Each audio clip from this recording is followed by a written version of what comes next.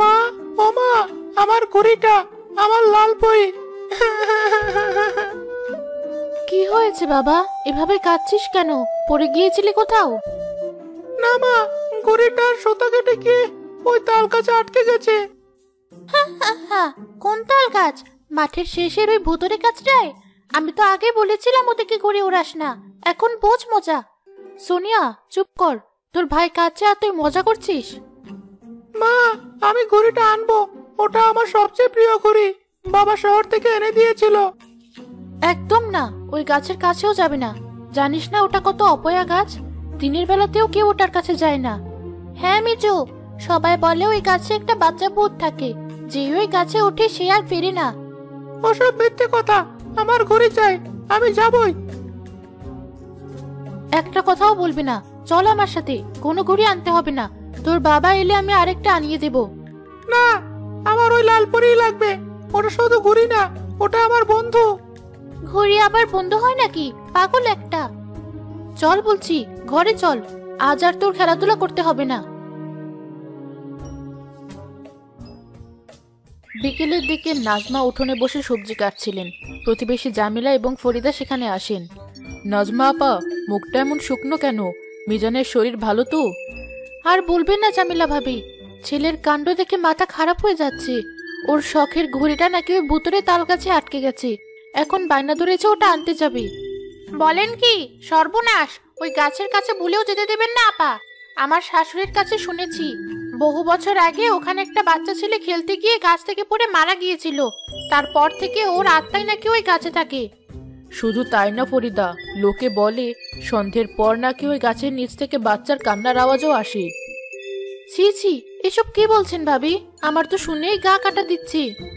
মা, শুনেছো জামিলা চাচি কি বলছেন? এখন তো আমারও মিজুকে নিয়ে চিন্তা হচ্ছে। ও তো একটা আস্ত বোকা। ঠিকই তো, ছোট মানুষ, ওকে চোখে চোখে রাখবেন। ওই গাছের ছায়াও যেন ওর ওপর না পড়ে। কত বড় বড় সাহসী লোকও তো ওই গাছের পাশ দিয়ে যাওয়ার সময় দোয়া পড়তে পড়তে যায়। আমার তো মনে হয় ওই ঘড়ির আশা ছেড়ে দেওয়াই ভালো। একটা ঘড়ির জন্য তো আর জীবন দেওয়া যায় না, তাই না? একদম ঠিক বলেছেন। আমি ওকে ঘর থেকে বের হতে দিচ্ছি না, কিন্তু ছেলেটাও বড্ড জেদি। সারাদিন ধরে গোমরা মুখ করে বসে আছে। ওর জেদের কথা আর বলো না মা, ও ঠিক সুযোগ খুঁজছি। আমি ওকে চোখে চোখে রাখছি। মিজান এতক্ষণ তার ঘরের জানালা দিয়ে তাদের সব কথা শুনছিল। সবাই শুধু ভয় দেখায়, কেউ আমার কষ্টটা বোঝে না। আমার লাল পরিকে আমি একা থাকতে দেব না। ভূত হোক আর যাই হোক, আমি যাবই।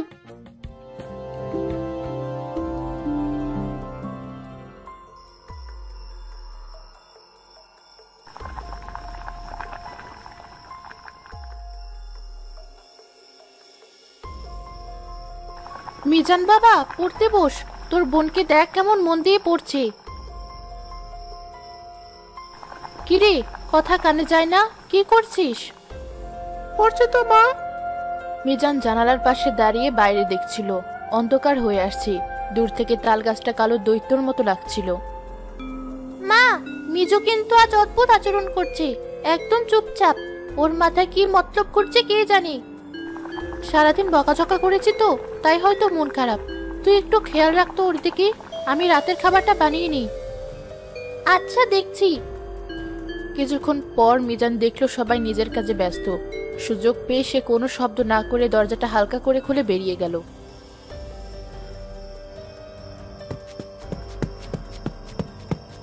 লালপরি, ভয় পাস না, আমি আসছি। তোকে আমি ভূতের হাতে ছেড়ে দেব না। সৃষ্টিকর্তা, আমাকে সাহস দাও। আমি শুধু আমার ঘড়িটা নিয়ে চলে যাব। সে গাছের শক্ত খসখসে গায়ে হাত রাখলো। তারপর ধীরে ধীরে গাছে উঠতে শুরু করলো।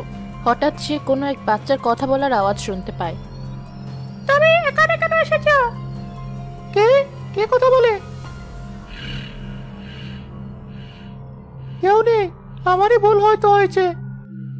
ভুল হয়নি, আমি ঠিক উপরে। মিজান ভয়ে ভয়ে উপরের দিকে তাকিয়ে চাঁদের আবছা আলোয় দেখলো একটা ডালে খালি পায়ে বসে আছে তারই বয়সী এক ছেলে। তুমি তুমি কি ভূত? সবাই তো তাই বলে, কিন্তু আমি তো কাউকে ভয় দেখাই না, আমি শুধু একা থাকি। তুমি এখানে কি করছো? এটা তো তোমার বাড়ি না। এটা এখন আমার বাড়ি, অনেকদিন ধরে আমি এখানে থাকি। আচ্ছা, তুমি এত রাতে গাছে কেন উঠছো? পরে যাবে তো। আমি আমার ঘড়িটা নিতে এসেছি, ওই যে উপরের ডালে আটকে আছে, ওটার নাম লালপরি। লালপরি নামটা তো খুব সুন্দর। ঘড়িটা কি তোমার বন্ধু? হ্যাঁ। তুমি কিভাবে জানলে? আমি ওকে আমার বন্ধুর মতোই ভালোবাসি। আমার কোনো বন্ধু নেই, কেউ আমার সাথে খেলে না, সবাই আমাকে ভয় পায়। তোমার নাম কি? রিয়ান। তোমার নাম? আমার নাম মিজান। আচ্ছা রিয়ান, তুমি কি আমাকে ঘড়িটা পেরে দিতে সাহায্য করবে?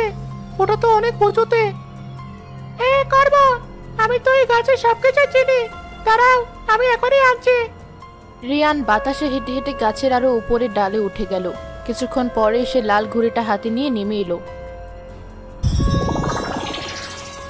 এই নাও তোমার লালপরি।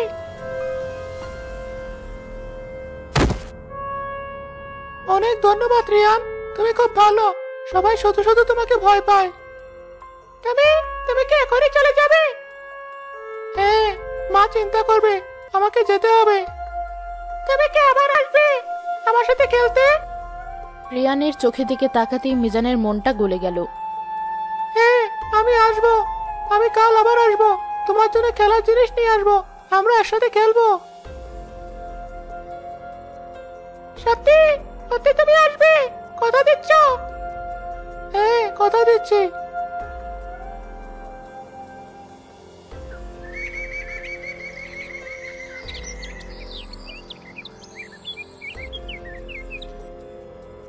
পরদিন থেকে মিজান আর আগের মতো সারাদিন মাঠে থাকে না। বিকেল হলেই সে মায়ের চোখ এড়িয়ে কিছু না কিছু নিয়ে বেরিয়ে পড়ে। কখনো মার্বেল, কখনো লাটিম, কখনো মজার গল্পের বই।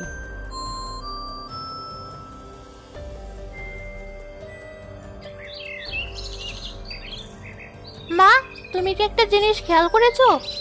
কি? মেজো আজকাল খুব অদ্ভুত আচরণ করছে। বিকেল হলেই কোথায় যেন উধাও হয়ে যায়, আবার সন্ধ্যার আগে আগে ফিরে। জিজ্ঞেস করলে বলে মাঠে ছিলাম, কিন্তু ওর জামা কাপড়ে একটুও ধুলোবালি থাকে না। হ্যাঁ, আমিও দেখেছি। ছেলেটা কেমন যেন আনমনা হয়ে গেছে।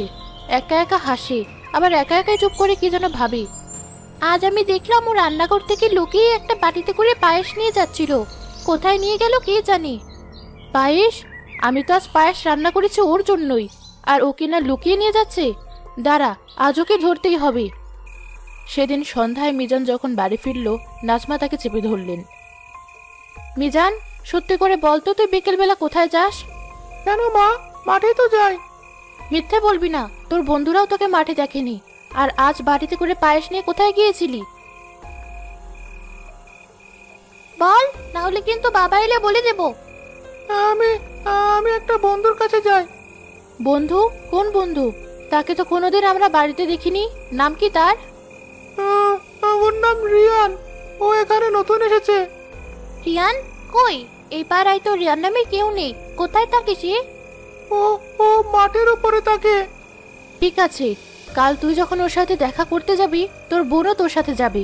আমরাও তো নতুন বন্ধুর সাথে পরিচিত হতে চাই। না না মা, আপু যেতে পারবে না। রিয়ান খুব লাজুক, ও অন্য কাউকে দেখলে কথা বলবে না। বাহ, এত লাজুক বন্ধু? ব্যাপারটা আমার মোটেও ভালো লাগছে না মা।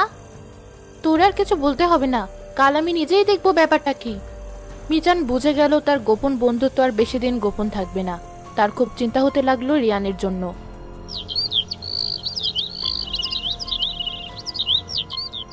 পরদিন বিকেলে মিজান চুপি চুপি আবার সে তালগাছের নিচে হাজির হয়। রিয়ান, রিয়ান, তুমি কোথায়? আমি এখানে তোমার জন্য অপেক্ষা করছিলাম। আজ কি এনেছো আমার জন্য?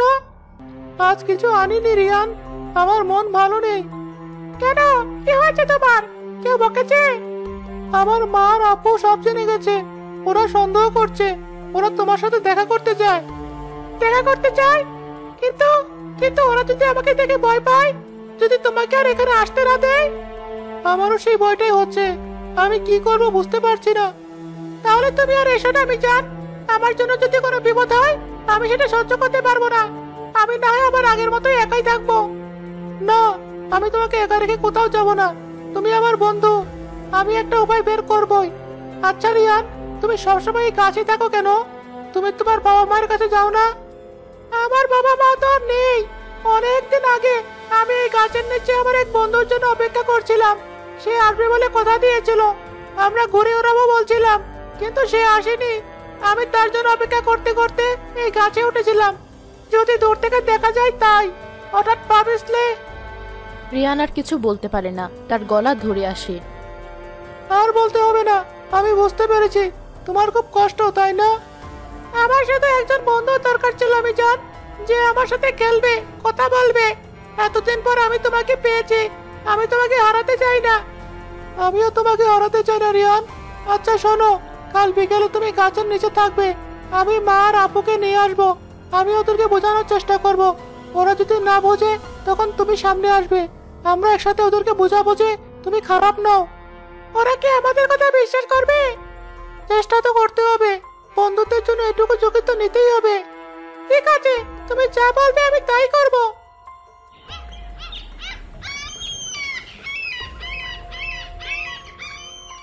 পরের দিন বিকেলে নাজমা আর সোনিয়াকে সাথে নিয়ে মিজান মাঠের দিকে রওনা হলো।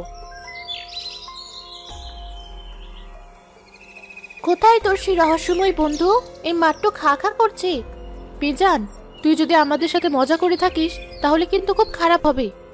না মা, আমি সত্যি বলছি, তোমরা আমার সাথে এসো।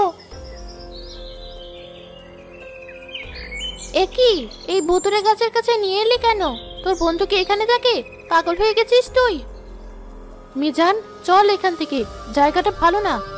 মা, তোমরা ভয় পেও না, আমার বন্ধু এখানে থাকে, ওর নাম রিয়ান। তার মানে তুই একটা ভূতের সাথে বন্ধুত্ব করেছিস? ভাই, তোর মাথাটা পুরোই গেছে। ও ভূত না, ও আমার বন্ধু। তোমরা ওকে না দেখে ওর সম্পর্কে কিছু বলো না। রিয়ান, বেরিয়ে এসো, ভয় পেও না। কিরে, তোর বন্ধু কোথায়? হাওয়া হয়ে গেল নাকি? আমি তো আগেই বলেছিলাম তুই বানিয়ে বানিয়ে কথা বলছিস। চল মিজান, বাড়ি চল, তোর মাথায় মনে হয় রোদ লেগেছে। না মা, ও এখানে আছে, ও ভয় পাচ্ছে তোমাদের। রিয়ান, তুমি যদি আমার সত্যি বন্ধু হও তাহলে বেরিয়ে এসো। হঠাৎ গাছের ডালপালাগুলো নড়ে উঠল, একটা শীতল বাতাস বয়ে গেল। গাছের গুড়ির আড়াল থেকে ধীরে ধীরে একটা মায়াবী চেহারার ছেলে বেরিয়ে আসলো। আমি আমি রিয়ান। এ তো ভূত! মা, পালাও! থামো, কেউ ওর কোনো ক্ষতি করবে না, ও কিছু করবে না তোমাদের। মিজান, সরে আয় বাবা, ও তোকে নিয়ে যাবে। না মা, ও আমাকে নেবে না, ও শুধু একজন বন্ধু চায়। ও খুব একা, বছরের পর বছর ধরে ও এখানে একা আছে, কেউ ওর সাথে কথা বলে না, খেলে না। তোমরা কি ওর কষ্টটা বুঝতে পারছো না? আমি কাউকে ভয় দেখাতে চাই না, আমি শুধু মিজানের মতো একজন বন্ধু চেয়েছিলাম। রিয়ানের করুণ কণ্ঠস্বর আর মিজানের আকুতি দেখে নাজমার মনটা গলে গেল। কিন্তু ও তো... তোমার নাম রিয়ান? তুমি এখানে কেন থাকো বাবা? রিয়ান তখন তার পুরনো গল্পটা আবার বলে। তাদের সব ভয় ধুয়ে মুছে যায়। আমরা তোমাকে ভুল বুঝেছিলাম, আমাদের মাফ করে দিও। তোমার কোনো দোষ নেই বাবা, দোষ তো আমাদের, আমরা না জেনেই তোমাকে ভয় পেয়েছি। আচ্ছা বাবা, আজকে আমরা যাই, আবার দেখা হবে তোমার সাথে।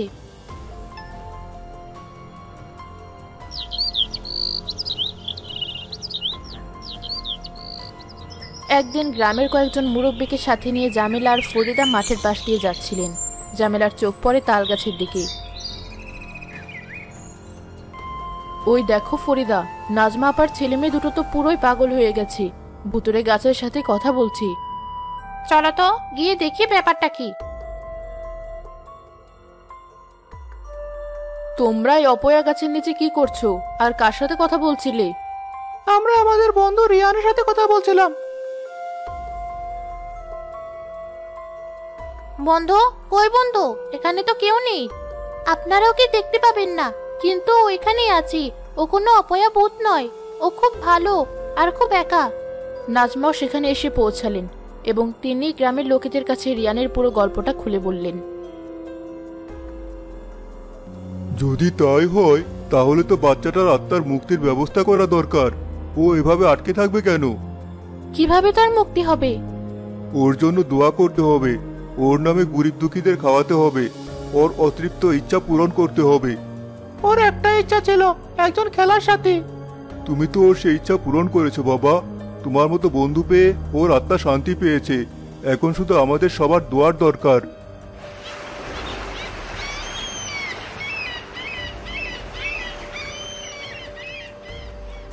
পরদিন সবাই রিয়ানের আত্মার শান্তির জন্য দোয়া করে। রিয়ানের বন্ধু পাওয়ার ইচ্ছা পূরণ হওয়ায় আর সবার দোয়ার ফলে তার আত্মার শান্তি ফিরে আসে। সন্ধ্যায় মিজান শেষবারের মতো রিয়ানের সাথে দেখা করতে গেল। রিয়ান, এসেছো বন্ধু? তুমি তুমি কি চলে যাচ্ছ? হ্যাঁ, আমার আর কোনো কষ্ট নেই। আমি একজন বন্ধু পেয়েছি, সবাই আমার জন্য দোয়া করেছে। আমার এখন যাওয়ার সময় হয়ে গেছে। তুমি চলে গেলে আমি কার সাথে খেলবো? কেন, তোমার তো অনেক বন্ধু আছে, আর আমি তো সবসময় তোমার মনেই থাকবো। যখন তুমি কোনো ঘুরে উড়াবে, মনে করবে আমি তোমার সাথে আছি, ওই আকাশের অনেক উপরে। ভালো থেকো বন্ধু। আমাকে এত সুন্দর একটা বন্ধুত্ব দেওয়ার জন্য ধন্যবাদ। তুমিও ভালো থেকো রিয়ান।